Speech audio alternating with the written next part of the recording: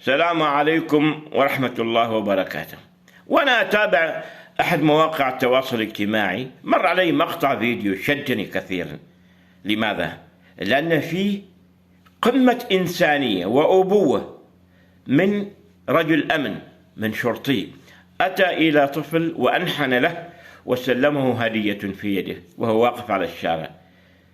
ماذا أتى من ذلك الطفل؟ مباشرة أخلاقه الحميدة والتربية العظيمة التي تربى عليها ضرب تاهية وهو طفل، وأدى التحية العسكرية لذلك الشرطي.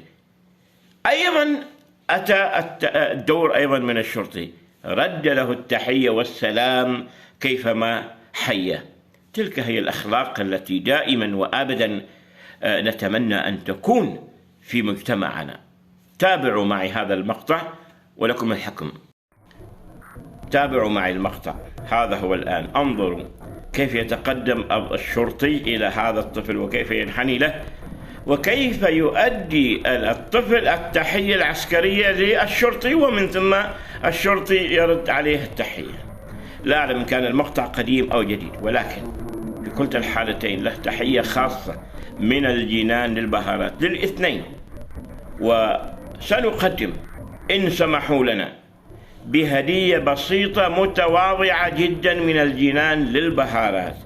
كل ما نريده أن نعرف اسم ذلك البطل العظيم، رجل الأمن، وأيضا ذلك البطل العظيم الطفل الذي أدى التحية لرجل الأمن. بارك الله فيكم.